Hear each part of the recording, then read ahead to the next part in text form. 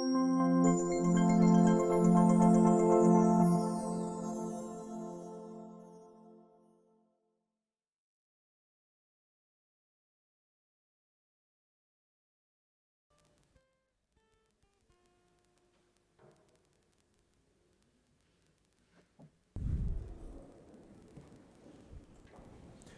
dia, meus irmãos, bem-vindos à casa do Senhor, ao nosso tempo de culto.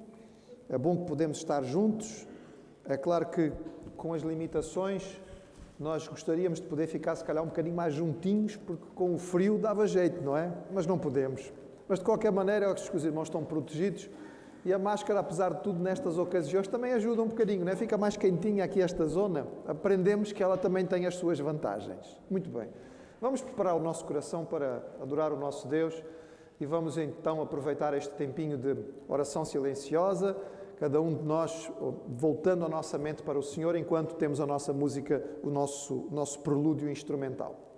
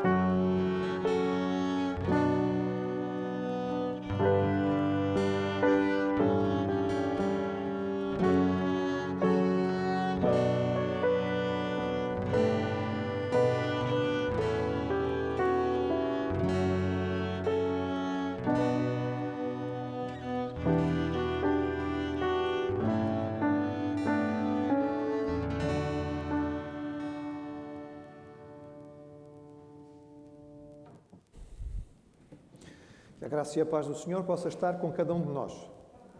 Este é um dia em que nós nos juntamos para poder ouvir a palavra do Senhor e é muito bonito ver que os crentes, quando vêm à igreja, procuram trazer as suas Bíblias. Pelo menos eu espero que seja assim. Eu sei que hoje nós temos, não é, tecnologias e por vezes gostamos de usar a Bíblia, por exemplo, no telemóvel ou em alguma outra coisa do género, mas acho que é ainda muito válido e muito importante que possamos ter a palavra na mão. Somos uma linha de cristianismo que valoriza o estudo, a compreensão, o entendimento da palavra do Senhor, que dá importância a que os crentes tenham a Bíblia na mão e a conheçam, não apenas a tenham para ornamentar ou para servir, não é, de amuleto em casa. E é tão importante porque nós sabemos o que ela representa para nós como revelação de Deus, como não é, a sua mensagem para a direção das nossas vidas. E nós vamos ler a palavra do Senhor naquilo que ela nos fala sobre o valor da própria palavra. E eu convido os irmãos para, de pé, nós lermos responsivamente aquilo que o texto bíblico diz.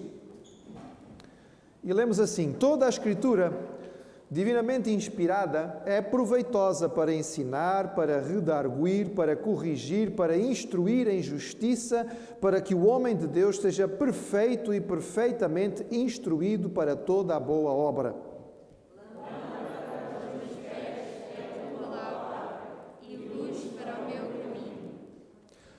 porque a palavra de Deus é viva e eficaz e mais penetrante do que espada alguma de 2 gumes. Penetra até à divisão da alma e do espírito e das juntas e medulas, e é apta para discernir os pensamentos e intenções do coração. Escondi a tua palavra no meu coração, para eu não pecar contra ti. Sejamos cumpridores da palavra e não somente ouvintes, enganando-nos com falsos discursos. Está escrito: nem só de pão viverá o homem, mas de toda a palavra que sai da boca de Deus. Porque a palavra do Senhor é reta e todas as suas obras são fiéis. Não se aparte da nossa boca o livro desta lei. Antes meditemos nele dia e noite, para que tenhamos cuidado de fazer conforme a tudo quanto nele está escrito, porque então faremos prosperar o nosso caminho e então prudentemente nos conduziremos. Amém. Instrução do Senhor a Josué, que continua sendo válida para nós hoje. Nós temos que compreender que a vida é feita de decisões e as nossas decisões terão mais segurança quando elas forem feitas baseadas na revelação do Senhor para nós, seguindo aquilo que da palavra de Deus nos diz. Para isso nós temos que conhecer. O alvo de Deus para as nossas vidas, o propósito de Deus para as nossas vidas é nos moldar diariamente à figura de Jesus. E isto acontece através da palavra, em grande medida. É ela que serve como, não é? Aquilo que vai cortando o que está errado, aquilo que vai nos dirigindo no caminho certo para que nós possamos ser cada vez mais parecidos com o Senhor. Vamos cantar esta oração. É uma oração em que nós queremos crescer neste caminho para ser mais parecidos com o Senhor.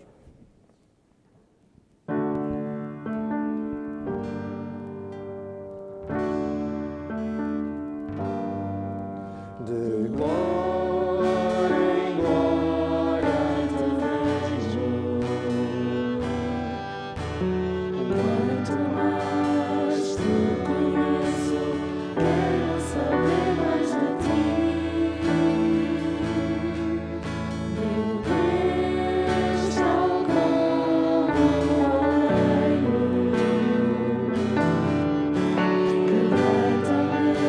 Transforma-me.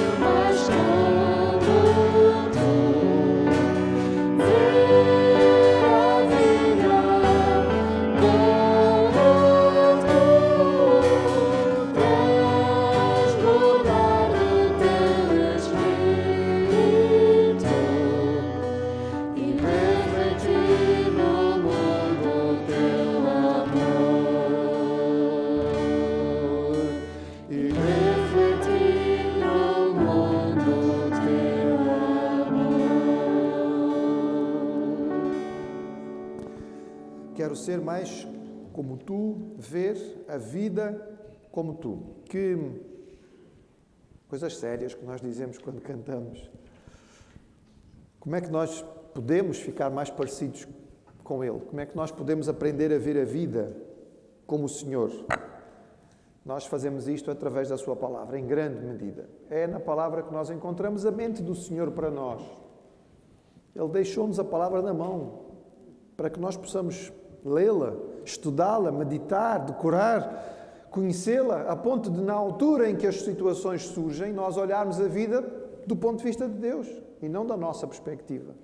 Somos pressionados de todos os lados, diariamente, de muitas formas, às vezes muito sofisticadas, para ver o mundo da maneira que o mundo quer, para interpretar as coisas da maneira que o mundo interpreta, para viver cada vez mais parecido com o mundo vive, até porque é mais confortável, irmãos. Vamos ter menos dificuldades. Mas o que aprendemos na palavra é que nós temos que nos aproximar é do Senhor, é de Jesus. Ser como Ele. Por isso somos cristãos. Não é? Não é para vir domingo bater o ponto na igreja. É para ficar cada vez mais parecidos com Jesus. E isso nós obtemos através da Sua palavra. Por isso nós a lemos e estudamos. E o que vamos cantar agora é uma exaltação à palavra do Senhor. Porque quando nós exaltamos a Sua palavra, nós estamos a exaltar o Senhor. A palavra que Ele nos dá é divina, é sábia, é pura, corrige a nossa vida e nos ajuda a compreender a Sua majestade. Louvemos ao Senhor pela Sua palavra.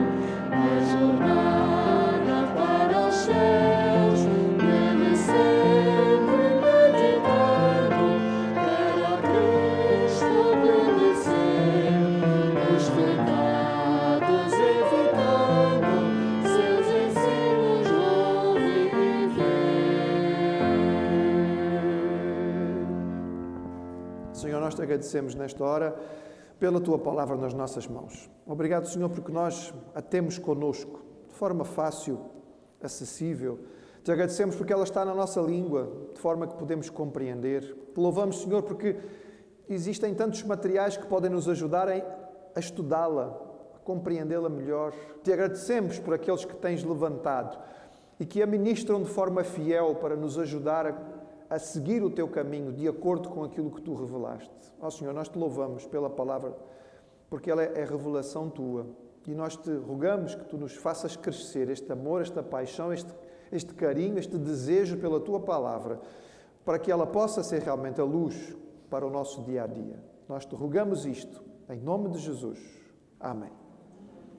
Antes que o irmão se sente, dê uma olhadinha a quem está ao pé de si, não é? Nós não podemos nos abraçar, mas pelo menos podemos nos saudar, mesmo que seja à distância, dar um aceno, olhar, dar um sorriso, nem que seja só com os olhos, e desta maneira vemos quem veio estar aqui conosco nesta manhã.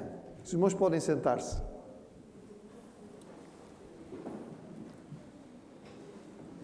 Domingo passado tivemos uma assembleia de igreja importante, tomamos decisões referentes às nossas atividades, assim como elegemos os irmãos que vão estar nas várias funções de atividade na nossa igreja. Ali à entrada o irmão encontra ainda algumas cópias do calendário de atividades que foi aprovado, bem como uma folhinha com os nomes dos irmãos e as várias posições, se quiser guardar na sua Bíblia, para saber quem tem a responsabilidade de cada área. Mas também é importante ter este papelinho, não é só para o irmão poder cobrar, não é? Agora eu já sei a quem é que eu vou reclamar porque isto não está a correr bem. Não. Aproveite e leve isto para casa para orar, lembrando-se que cada irmão que tem aqui o seu nome tem uma responsabilidade, tem um trabalho, tem uma atividade, vai usar os seus dons, os seus talentos para o benefício da comunidade. Então, ore, não é? Interceda e participe, não é? Disponibilize-se. Se o irmão tem habilidade, capacidade em alguma área, vá conversar com a pessoa responsável e diga: olha, você é o responsável por esta área, a irmã é responsável por esta área, eu estou disponível para ajudar, conte comigo para aquilo que for preciso. Esta é a maneira correta de nós, como família do Senhor, olharmos para cada uma destas questões. Também esta semana passada, os nossos jovens tiveram o seu Congresso Nacional do Departamento de Juventude da nossa Convenção. Nós pedimos as orações dos irmãos, devido às muitas limitações de deslocação, etc. Os nossos jovens tiveram o seu encontro através da tecnologia, não é? Foi online, mas foi muito bem participado, foi um grupo muito significativo, estiveram juntos. Foi um tempo que nós podemos perceber que foi um tempo abençoado, inclusive eles comeram juntos, foi interessante, não é? Na hora da refeição, em vez de desligarem, continuaram, não é? Conectados, cada um trouxe o seu almoçozinho na frente da câmara e puderam de alguma maneira conversar e estarem ali juntos, e foi um tempo abençoado, e nós agradecemos a Deus também por isto. Continuamos a ter, e é natural, nesta época do ano, normalmente teríamos, mas por causa da pandemia ainda um bocadinho mais, não é? Vários irmãos enfermos, vamos ficando contentes por aqueles que vão recuperando, não é? Oramos pelo André, o André hoje já está connosco, precisa ainda das nossas orações. Os irmãos devem saber que este vírus, depois que passa, deixa as pessoas muito quebradas, não é? Cansadas, algum tempo de recuperação demora. Mas estamos contentes por ele estar connosco. Há outros irmãos que estão enfermos por várias questões, também há alguns que não estão connosco hoje por prevenção, não é? Vão surgindo contatos, é preciso estarem resguardados para ver o que é que acontece, fazer exames, esperar os resultados. Tudo isto está a acontecer dentro da nossa comunidade e é motivo das nossas orações. Também dizer aos irmãos que levantamos a nossa oferta de missões nacionais. Tínhamos um alvo de 1.000 euros, era um alvo pequeno, mas pronto, era o alvo que tínhamos, e nós levantamos, até onde eu sei, até onde eu tive informação, 2.205. Portanto, graças a Deus, ultrapassamos bastante aquilo que era o nosso alvo. Se algum irmão que está hoje aqui gostaria de dar a sua oferta de missões e ainda não deu, ainda é possível. Ali fora o irmão encontra o envelope, pode colocar a sua oferta e especificar, é para missões nacionais. Ou então, fazendo a transferência através dos meios que nós temos hoje na internet ou por MBWay, pelo telefone, especificar e dizer ao tesoureiro: ora, esta é uma oferta específica para missões, ainda estamos a recebê-las antes de podermos encaminhá-las à convenção. Então, com tudo isto em mente, nós vamos agradecer ao Senhor as suas bênçãos, a recuperação dos doentes, aqueles encontros que foram abençoados, e pedir por aqueles que estão ainda a precisar. E eu vou pedir ao pastor Samuel que nos dirija nesta oração. Nosso Deus e Pai, nós queremos louvar pelo Teu grande amor por nós. Obrigado, Pai, pelo dia que nos estás a conceder, mais uma prova da Tua graça, da Tua misericórdia. Estamos aqui, ó Pai, felizes e alegres também por te prestarmos culto como família de fé, como igreja local. Nós te agradecemos por tantas bênçãos que podemos receber ao longo da semana. Estamos aqui, ó Pai, de corações abertos e também agradecidos por tantas bênçãos que temos recebido, pela forma maravilhosa como tens cuidado de nós e das nossas famílias também. Obrigado, ó Pai, por todos aqueles que estavam com debilidades físicas, mas que recuperaram a sua saúde. Nós te queremos agradecer e louvar, e em particular agradecermos também, Pai, pelo nosso irmão André, que está conosco esta manhã, depois de um período difícil.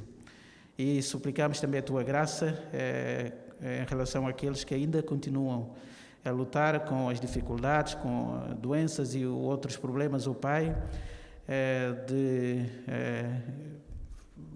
fórum profissional.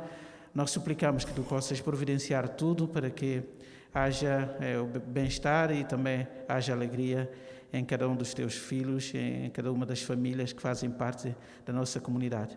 Obrigado por todos aqueles que fazem parte agora também da nossa família de fé aqui, que foram recebidos. Obrigado pelos planos que estão a ser realizados. Nós Te agradecemos também pela oferta de missões nacionais, Pai, e obrigado pela forma como Tu tocaste os corações para participar neste desafio. Pai, nós Te agradecemos também pelos resultados do encontro dos jovens, e tudo correu bem. Pedimos que Tu possas dar a cada um deles também força para Te servirem de todo o coração. Obrigado mais uma vez, Pai, o Teu amor e o Teu cuidado para conosco. E agora que nos aproximamos, Pai, para ouvirmos a Tua palavra que será exposta, nós pedimos a Tua graça, a Tua misericórdia, pedimos a sensibilidade vinda do Espírito Santo para que os nossos corações sejam receptivos, Pai, à Tua palavra. Fale aos nossos corações, usa o Teu servo, unge-o e que ele seja a porta-voz da Tua palavra. Prepara-nos para aquilo que será ensinado aqui e que cada um possa aprender e aplicar na sua vida também. Nós Te pedimos e agradecemos tudo isso, em nome de Jesus. Amém. Amém. Vou convidar o irmão a recordar, penso eu, um episódio da sua vida que talvez não seja dos mais fáceis. Você já esteve alguma vez perdido? Precisava chegar a um certo lugar e não sabia onde era, não é?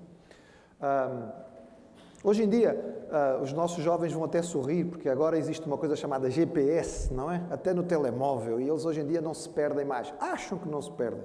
Porque às vezes põe o GPS e o GPS manda para um sítio bem diferente. Mas pronto. Mas talvez já tenha acontecido. Você estava perdido, não sabia para onde ir e precisou pedir alguma orientação. Já lhe aconteceu? Eu sei que, novamente, ao falar isto, as irmãs vão pensar assim, bem, nós normalmente pedimos orientação. Os nossos maridos é que nunca querem pedir a direção, não é? E normalmente é assim, os homens não querem perguntar. Não, vamos andar mais um bocadinho que a gente chega lá. E as mulheres querem logo parar e perguntar. Eu sei que somos diferentes, mas o que eu quero perguntar é, você já esteve perdido? Precisou pedir direção?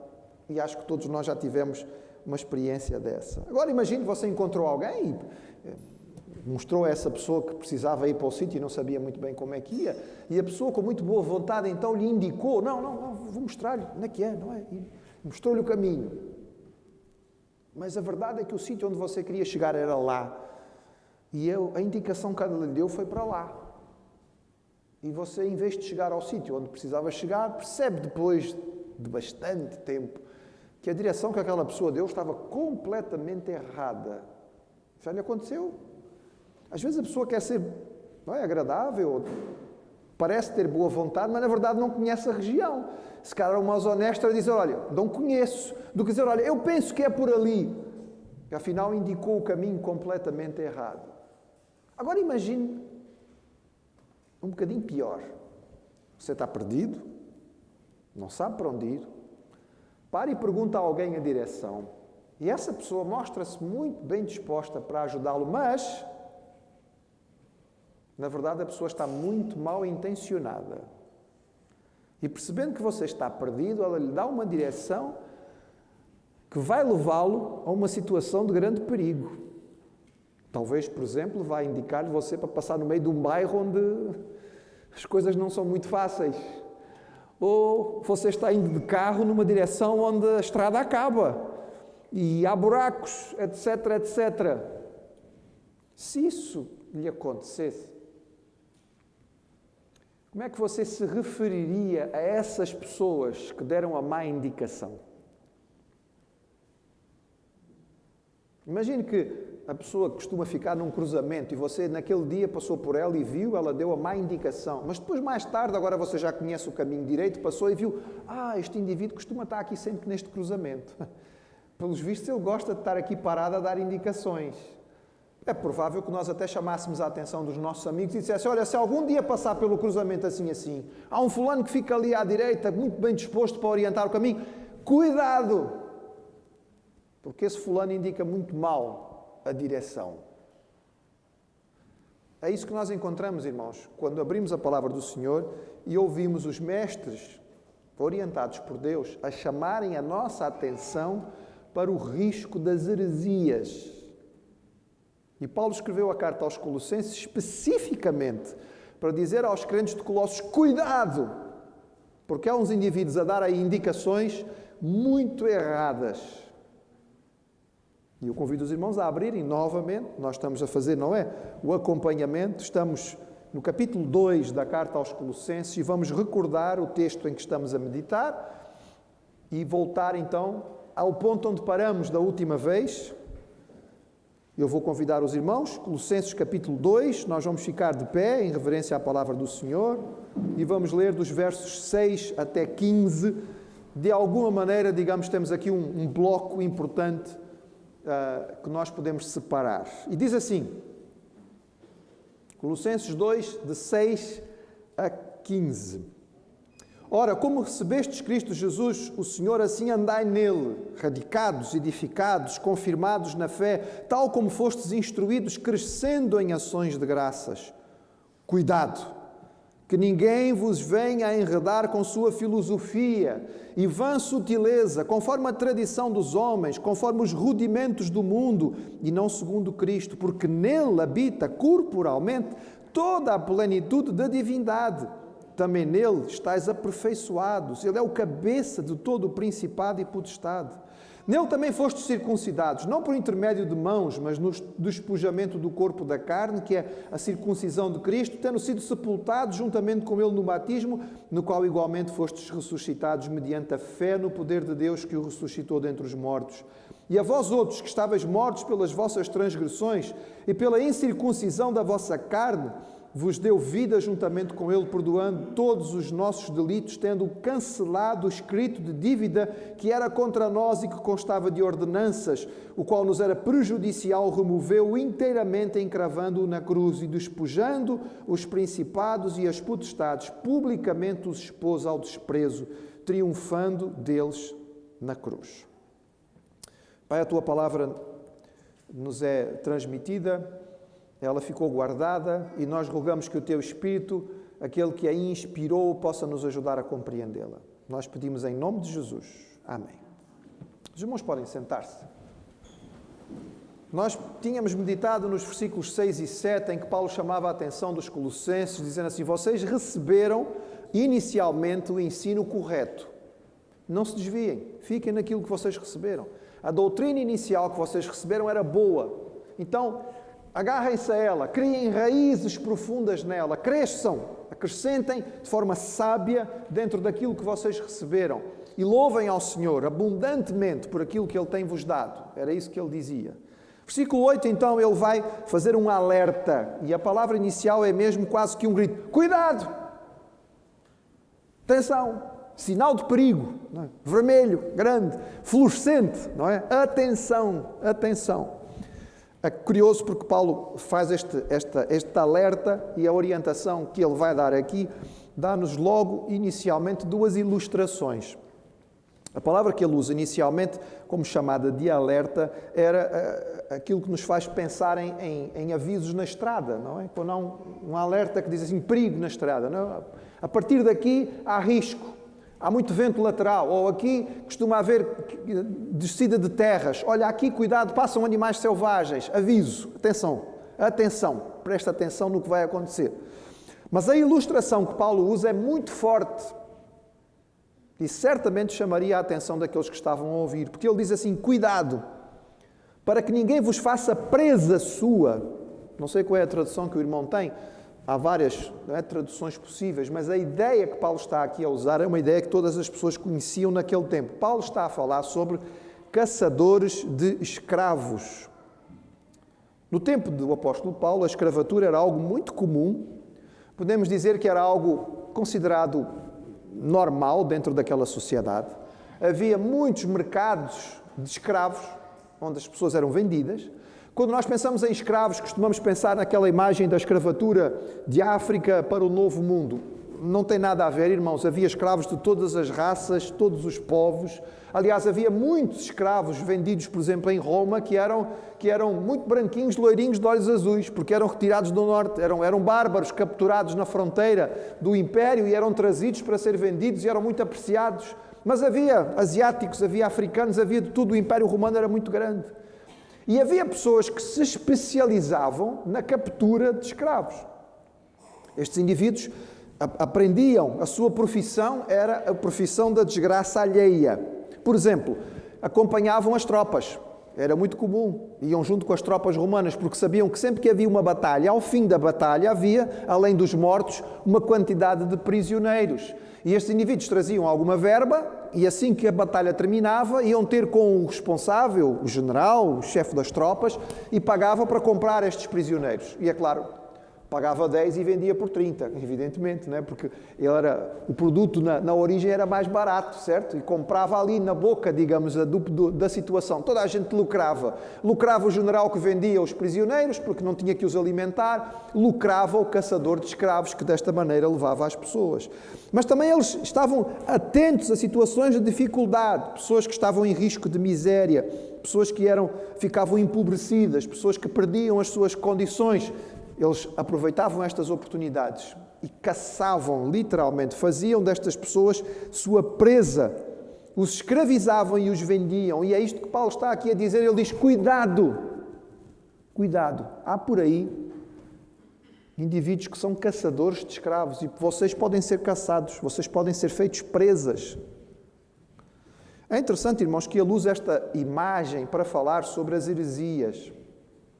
Mas se o irmão conhece alguma coisa sobre as heresias, não deve ser difícil perceber a ideia de que a heresia escraviza. Estes grupos, seitas que vão surgindo, normalmente não são marcados por nenhum tipo de democracia. As seitas são marcadas por liderança arrogante e totalitária. Nestes grupos heréticos que vão surgindo, nestas igrejas que vão aparecendo tipo cogumelos por aí, há lideranças que são totalitárias. Não se fazem assembleias para tomar decisões. Há alguém que tem a revelação suprema de Deus, o indivíduo dita as regras e toda a gente tem que obedecer. Estes grupos não são marcados pela troca de ideias, não é? Pela possibilidade de haver algum conhecimento e alguma conversa sobre o assunto. Não. Existem pessoas que ditam as regras e pessoas que simplesmente têm que obedecer. É feita a verdadeira lavagem cerebral. Verifique que estas igrejas, por exemplo, não têm nada do tipo discipulado ou escola dominical. Escola dominical. Então, vou dar a possibilidade do indivíduo fazer perguntas, colocar dúvidas, não é? Questionar ou começar aqui a debater. Não, isso não existe. Existe uma cartilha que tem que ser decorada, aprendida e seguida à risca. É isto que nós encontramos nestes grupos. E o apóstolo Paulo sabia que a heresia funcionava desta maneira. E por isso ele dizia aos crentes na igreja de Colossos, cuidado, cuidado, porque há gente por aí que vos pode fazer presa. Vocês podem ficar escravizados. E escravizados como? O texto diz, nós estamos no versículo 8, cuidado, para ninguém vos faça presa sua, por meio de filosofias e vãs sutilezas. Esta é a única vez no Novo Testamento que se usa a palavra filosofia. Nós conhecemos a palavra filosofia, uma palavra não é de origem grega. A palavra em si fala-nos sobre amor ou amizade à sabedoria, não é? Philos tem a ver com amigo, não é? É aquele que é próximo, que é chegado. É o amor-amizade, dos vários tipos de amor que aparece na língua grega. E sofia é sabedoria. Portanto, filosofia é basicamente amor à sabedoria. Paulo não está a falar contra o conhecimento. Paulo sabia muito a respeito do assunto, ele era mestre, era um homem que valorizava o estudo. Ele não está combatendo o estudo ou o conhecimento, ele está falando de algum tipo de filosofia. E aqui, provavelmente, ele está mencionando a filosofia no sentido que os gregos a conheciam. A cidade onde Paulo foi criado, a cidade onde ele vinha, afinal, Paulo é de Tarso, não é? Saulo de Tarso, e depois Paulo. Tarso era uma cidade que hoje nós chamaríamos de universitária, era uma cidade famosa pelo seu ensino, tinha muitas escolas. tinha muitos centros de estudo filosófico grego e Paulo cresceu conhecendo tudo isto. E ele sabia que estes hereges que estavam ali em Colossos conheciam estas escolas e utilizavam as suas estratégias. Nós não queremos que Paulo esteja aqui a levantar uma acusação contra a filosofia em si. As áreas da filosofia que nós conhecemos, por exemplo, a ética, a retórica, a lógica, são válidas, são importantes. Deus nos deu capacidade para pensar e o homem raciocina e utiliza a sua capacidade intelectual para chegar a algumas conclusões. Não é contra isto que Paulo está a falar. Paulo está a falar contra a utilização da lógica humana para derrubar ou substituir a revelação divina. Paulo está a chamar a atenção para aquilo que nós podemos dizer que era a tentação original. Lembram-se, irmãos, a tentação original qual foi? A serpente chegou para Eva e disse assim, é que se vocês comerem desta fruta vão ficar a saber tanto quanto Deus. É por isso que Ele não quer que vocês comam. É por isso que Ele não quer que vocês comam. E esta tentação, irmãos, continua a derrubar os homens até hoje. Com que facilidade o homem começa a aprender um bocadinho e fica logo orgulhoso, com o seu coração cheio, achando que sabe muito. Quando eu digo um bocadinho, porque é assim, quem aprende mais tem a tendência de ir percebendo que sabe muito pouco. É normalmente quem aprende só um pouquinho que fica com o coração muito vaidoso, não é? Fica achando que sabe muito. Quem estuda a sério chega a uma simples conclusão. Sei muito pouco. Mas estes indivíduos que se aproximavam da igreja em Colossos, utilizando estas estratégias, provavelmente conseguiam enganar a igreja. A outra expressão que Paulo usa aqui neste versículo 8 talvez nos ajude a entender. Ele diz, cuidado para aqueles que podem vos fazer presas, podem vos escravizar com filosofias e vãs sutilezas. Ou seja, ele está comparando aqui a filosofia destes indivíduos a raciocínios que são vazios, que são sutis, não é? Que são lógicos, que são sedutores, mas que no fundo são vazios. Nós chamamos aqui a atenção, irmãos, porque vivemos uma época em que, infelizmente, em muitas da nossa realidade evangélica, há um quadro repetitivo. Meninos, crianças, às vezes criados dentro da igreja, que frequentaram a escola dominical. Talvez nem sempre esta foi da melhor qualidade, mas a verdade é que foram crescendo na igreja, não tiveram uma experiência pessoal com o Senhor, e aqui há um problema. Os nossos filhos não serão naturalmente cristãos, porque o cristianismo não se passa pelo DNA. Filho de cristão não é cristãozinho. Filho de cristão é pecador. E filho de cristão está perdido, enquanto não tiver Jesus como seu salvador pessoal. E a salvação do pai não garante a salvação do filho. O filho precisa ter a sua experiência. E que muitas vezes acontece é o filho do crente cresce na igreja sem ter a sua experiência. Ele acredita a fé do pai, a fé da mãe, mas ele não tem a sua própria. Então um dia, pode ser às vezes até no liceu, ou então quando chega à universidade, ele depara com aquele professor, aquele professor que o encanta, aquele professor que tem algum carisma, tem alguma capacidade de boa comunicação, e aquele professor vem com a sua vã sutileza, vem com os seus argumentos, são lógicos, são racionais, são sedutores, e ele fala com tanta convicção, e lá vai o jovem, criado na igreja, mas lá vai ele, e a vã sutileza o levou. E Paulo sabia do risco que isto representava e por isso ele chamava a atenção aqui. Ainda domingo passado, irmãos, nós estivemos aqui a recordar com o pastor Samuel aquela sucessão de situações que aconteceram com os fariseus, os saduceus, os escribas tentando Jesus. Lembram-se? Eles usavam vãs sutilezas. O argumento que eles apresentavam parecia muito lógico, não é? Quem ouvisse o argumento à primeira dizia assim, realmente eles têm razão. Então chegaram para Jesus, ó Senhor, essa história de ressurreição, então explica-nos lá esta história. Havia um fulano que casou com uma mulher e ele morreu, mas olha, depois ele tinha um outro irmão e depois tinha outro irmão e ela foi sendo mulher dos sete. Os irmãos acreditam na história, acreditam que aquilo aconteceu. Aquilo foi uma vã sutileza, foi um raciocínio lógico, sedutor, aparentemente, não é? Credível, que derrubava o conhecimento ou a fé. Mas Jesus era Jesus. E com a sua inteligência superior, não é? Foi tipo usar o espanador, disse assim: vocês falham, sabem porquê? Vocês não conhecem nem a glória de Deus, nem a sua revelação. Vocês não sabem nada. E Jesus responde com simplicidade básica, não é? Simplesmente citando. O que é que está lá na lei que vocês defendem, que dizem que é a única? Deus é Deus de quê? Abraão, Isaac e Jacó. E eles estão o quê? Mortos? Então o vosso Deus é o Deus dos mortos? Não, o nosso Deus é o Deus dos vivos. Então Abraão, Isaac e Jacó estão aonde? E de repente lá se foi a vã sutileza. É isto que Paulo está aqui a dizer. Ele está a chamar a atenção dos crentes em Colossos e dizer: cuidado, estes indivíduos eles são lógicos, eles são sedutores. Eles vêm para vocês com uma conversa que parece muito correta e se vocês não estiverem atentos, vão cair. E o que é que estes indivíduos usavam? Ele então explica. Ele diz que estes indivíduos podiam, não é, derrubar os crentes através de filosofias e vãs sutilezas, segundo a tradição humana e os rudimentos do mundo. Há N possibilidades de interpretação aqui, irmãos, e nós não temos tempo e nem seria talvez o ideal, talvez ficasse um bocadinho cansativo vermos todas as possibilidades de interpretação que estão aqui. É possível que estamos aqui a mencionar várias coisas.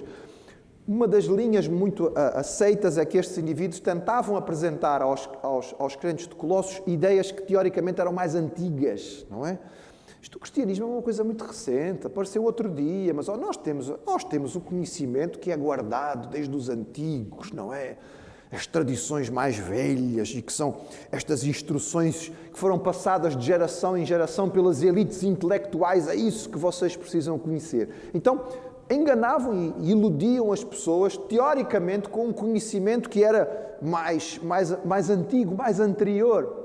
Curioso, a palavra que Paulo usa aqui para rudimentos, esta palavra no original, basicamente fala sobre sequência. Quando ele diz rudimentos do mundo, ele está falando sobre as sequências básicas. Sequências, por exemplo, tipo numéricas. 1, 2, 3, 4, 5, 6. Ou tipo alfabeto. A, B, C, D. Uma sequência lógica. Eu disse, estas pessoas querem vos enganar com as sequências mais básicas, parecendo que são muito profundos, mas no fundo eles estão-vos dando coisas que são vazias. Entre as interpretações possíveis do que seriam estes rudimentos do mundo, podiam, por exemplo, ser as cerimónias judaicas, que eram muito antigas e que vinham desde o tempo da lei, e eles estavam talvez a introduzi-las na igreja. Um bocadinho mais à frente nós vamos ver que há alguma base para esta interpretação. Eles queriam convencer estes crentes que eles tinham que ser circuncidados, tinham que cumprir as festas judaicas, os sábados, as luas novas, os momentos especiais, porque isto vinha de muito tempo atrás, não é? Os irmãos certamente poderão encontrar hoje em dia aqueles que vos querem convencer que se nós não seguirmos o sábado estamos perdidos. Porque muito antes de Jesus vir, estava lá nos 10 mandamentos que nós temos que guardar o Shabat, e se nós não guardarmos, estamos perdidos. Estas são as ideias, são rudimentos antigos. A lógica inicial daquele que levanta esta questão pode parecer correta. Talvez estivessem a falar sobre alguns ritos que eram próprios das religiões de mistério. Alguns acreditam que eles estão aqui a falar sobre a adoração dos anjos e dos seres celestiais, que eram muito especiais para este grupo de hereges, ou talvez até mesmo os corpos celestes. Diante da profundidade do ensino que nós temos em Jesus, diante daquilo que nós encontramos na pessoa de Cristo, recorrer a estas coisas é como voltar ao abecedário, é voltar a aprender o beabá. É isso que Paulo está a dizer. Não sejam enganados por estes indivíduos que vêm, parecendo muito profundos, com argumentos muito interessantes. O que eles estão-vos a ensinar é o beabá. Isso aí não serve absolutamente para nada, porque aquilo que nós realmente aprendemos e precisamos está em Cristo. E por isso ele diz, e não segundo Cristo. Porque em Jesus os cristãos têm aquilo que é a base da sua interpretação. E então Paulo, mais uma vez, de uma forma resumida, muito concisa, mas extraordinária. Ele nos fala outra vez sobre Jesus. Lembrem-se, irmãos, carta aos Colossenses. É um grande tratado de cristologia, é o principal texto bíblico que nós temos para defender a divindade de Cristo, num contexto em que os heréticos vinham tentando diminuir Jesus, colocar Jesus como uma das coisinhas que nós precisamos para a salvação, porque as heresias sempre fazem isto. Eles não colocam Jesus de lado. Os irmãos falem com as testemunhas de Jeová, eles não digam que Jesus não presta. Os adventistas não vão dizer que Jesus não tem valor nenhum. Os mormons não vão dizer que Cristo não interessa. Eles são a igreja de Cristo dos últimos dias. Mas Jesus não chega. Jesus é bom, mas é preciso mais qualquer coisa. Então Jesus é um anjo, é um ser secundário, é um Deus menor. Não. E Paulo responde aqui, irmãos, veja aí que versículo marcante, versículo 9. Porque nele habita corporalmente toda a plenitude da divindade. Se não tiver assinalado na sua Bíblia, assinale. Se você procurar este versículo nestas traduções heréticas, falsas, o irmão não vai achar. A testemunha de Jeová não tem como responder a um texto destes. Faz o quê? Adultera a interpretação. Porque senão está mais claro do que aqui, é impossível. Paulo está a afirmar categoricamente que em Jesus nós encontramos toda a divindade, todos os aspectos possíveis da divindade. E aqui ele usa esta expressão de forma absoluta para que não tivessem nenhuma dúvida. E os crentes em Colossos, ao ouvirem a leitura desta carta, ficavam a perceber claramente. Reparem, irmãos, que aquilo que Paulo está a dizer é aquilo que vai custar a sua vida. Esta era a grande heresia para os judeus, que Deus se fez homem. Os judeus não conseguiam entender a ideia de Jeová se tornando homem. Eles não conseguiam perceber que isto estava previsto nas profecias. Esta era a grande heresia. Jesus foi morto porque ele se apresentou como Filho de Deus. Paulo foi preso em Jerusalém porque ele anunciou Jesus como Filho de Deus e ele vai ser morto por causa disto que era considerado heresia. E para os gentios, irmãos, isto era muito confuso. Os gentios aceitavam que os deuses pudessem vir aqui à Terra durante um tempinho fazer de conta que eram homens. E encontramos muitas histórias destas. Mas os deuses gregos e romanos, irmãos, não tinham nada a ver com a criação. Eram deuses que tinham surgido muito depois. Havia conceitos gregos iniciais sobre a criação. É por isso que, quando João escreve o seu prólogo, ele fala sobre o Logos, que era esta ideia original, não é? Daquilo que deu começo de tudo. Agora, este inicial, transformar-se em homem, isto para eles era inaceitável, porque Deus nunca ia se transformar em matéria que eles consideravam como uma coisa ruim. Então, Paulo bate o martelo, ele diz, nele habita corporalmente toda a plenitude da divindade. Veja, irmãos, as palavras não são usadas por acaso. Corporalmente. Porquê? Mais uma vez, já dissemos isto várias vezes, mas é para os irmãos irem guardando, não é? A repetição faz a gente guardar. Eles, os gregos e os hereges aqui, eram professores marcados pela filosofia grega. Achavam que na matéria não havia nada de bom. Toda a matéria era corrompida. Filosofia grega.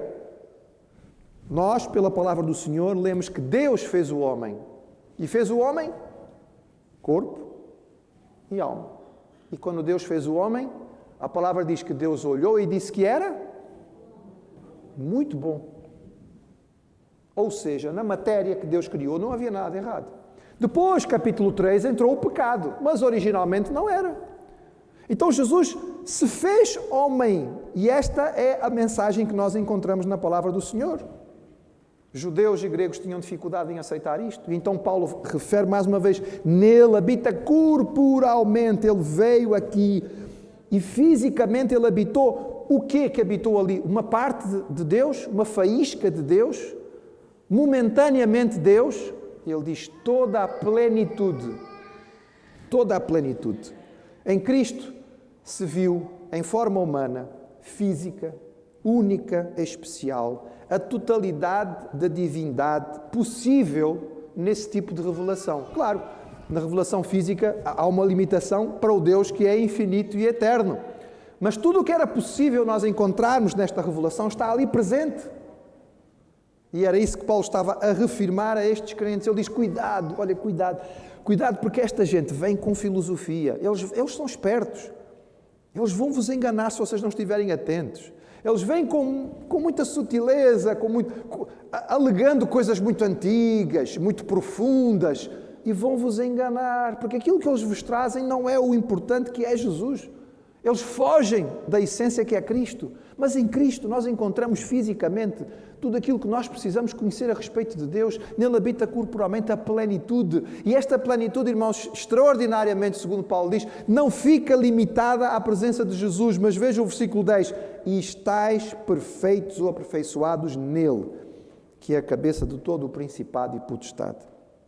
Irmãos, não somente o Senhor tinha a plenitude da divindade, mas esta plenitude é partilhada, passa a ser partilhada com os crentes. Passa a ser dada pelo Senhor, através da salvação, do novo nascimento e da presença do Espírito Santo em nós. Nós passamos a partilhar desta plenitude que Jesus teve.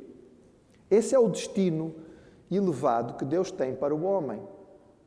Irmãos, isto é tão profundo que nós não chegamos lá. Mas é o que a palavra de Deus nos diz. Quando Pedro escreveu, ele falou a mesma coisa. Dentro da heresia, irmãos, dentro da heresia que se pregava em Colossos, o alvo para os crentes era chegarem a ser tipo estrelas, corpos celestes. E Paulo diz, o nosso alvo é muito superior, é participar da glória divina.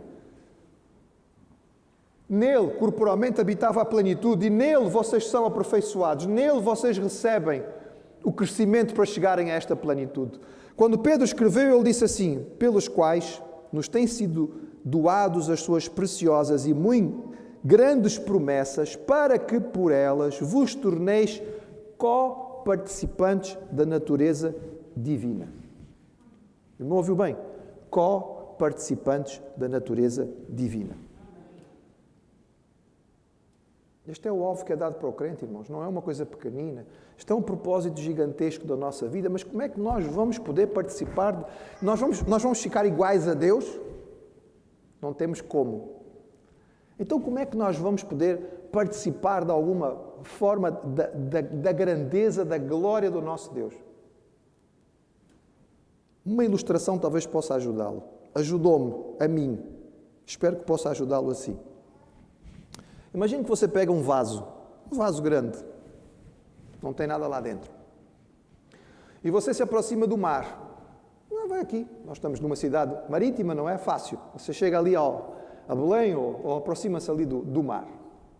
E quando você chega no mar, você pega esse vaso e você mergulha-o inteiramente dentro do mar. Agora pense comigo. O que é que acontece com este vaso? Ele está mergulhado no mar, e a partir do momento em que ele está mergulhado no mar, tudo o que existe nele é mar. Ele tem o mar inteiro? Não. O mar todo não cabe dentro do vaso. Mas tudo o que existe dentro do vaso é mar. Os irmãos percebem que não se consegue mais distinguir. Ele está cheio de mar. Tudo o que ele tem é mar. Ele está pleno de mar. Não existe nada nele que não seja mar. É claro que o mar inteiro não está lá dentro porque não cabe, ele é limitado. Mas tudo o que ele é, tudo o que existe dentro dele, passou a ser mar. Irmãos, um dia nós vamos ser mergulhados na glória divina, de forma absoluta, sem nenhum tipo de limitação. Tudo aquilo que Deus é vai caber em nós? Não, nós somos seres humanos, somos limitados. Mas este mergulho é tão extraordinário, irmãos, que tudo o que vai haver em nós vai ser a glória do Senhor. Porque estas coisas ruins que hoje ainda temos, com as quais nós lutamos aqui na terra, vão ter sido retiradas. Este é o aspecto futuro da salvação que a Bíblia chama de glorificação. Oh, meus irmãos, quando o alvo é este, para que vamos parar e perder tempo? Com heréticos que querem acrescentar coisas a Jesus?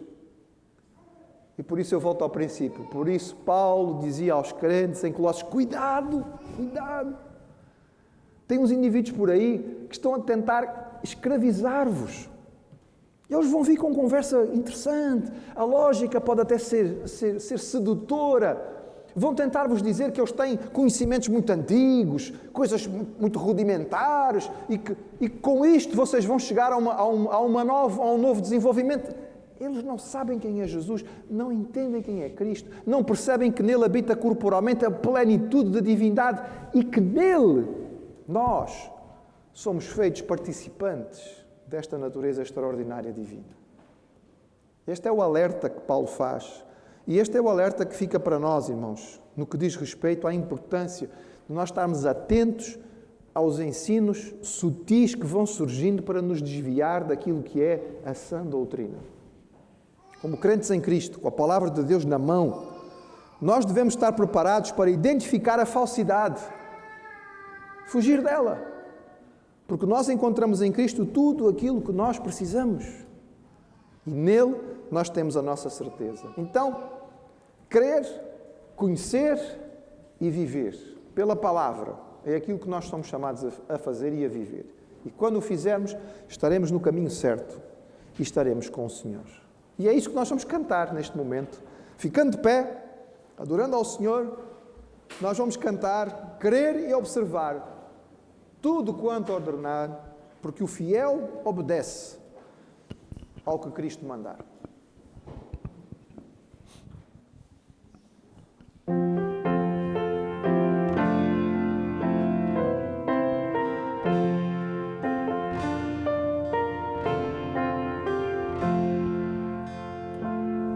Em Jesus confiar, suas leis observar, é trilhar um caminho de paz, satisfeitos guardar, o que Ele ordenar, alegria perene nos traz. Quem observar tudo quanto ordenar, o fiel obedece ao que Cristo mandar. Ao andarmos com Deus, recebemos dos céus direção e conforto sem par, nem tristeza nem dor, nem a prova maior poderão nossa fé abalar. Crer e observar tudo quanto ordenar, o fiel obedece ao que Cristo mandar. Inefável prazer é Jesus conhecer, excelente, zeloso e leal, sua voz sempre ouvir, suas ordens cumprir, é ter bênção constante e real. Crer e observar tudo quanto ordenar, o fiel obedece ao que Cristo mandar. Resoluto, Senhor, e com todo fervor, os teus passos queremos seguir, teus preceitos guardar, o teu nome exaltar, sempre a tua presença seguir. Crer e observar tudo quanto ordenar, o fiel obedece ao que Cristo mandar. Amém. Agradecemos aos irmãos a presença, aqueles que nos acompanharam pela transmissão na internet, por terem estado conosco. Lembramos que no fim vamos seguir a orientação dos nossos irmãos da portaria e evitar as aglomerações aqui à porta. E a nossa oração é que esta semana seja uma semana abençoada, com esta palavra do Senhor frutificando nos nossos corações. Senhor, nós te louvamos porque o teu propósito para as nossas vidas é tão grandioso, é tão superior àquilo que nós podemos pensar para nós mesmos, que nos espanta, Senhor. Mas ajuda-nos, Pai, a perceber que estas coisinhas que às vezes nos entusiasmam, são tão insignificantes comparado com o que Tu tens para nós. Queremos nos aproximar daquilo que é a figura de Jesus. Queremos poder experimentar, Senhor, o máximo possível a Tua glória aqui, enquanto não chegamos àquele momento de sermos mergulhados na Tua glória eterna. Capacita-nos, cada um de nós. Usa a Tua palavra em cada coração de acordo com aquilo que nós precisamos. Nós pedimos em nome de Jesus. Amém.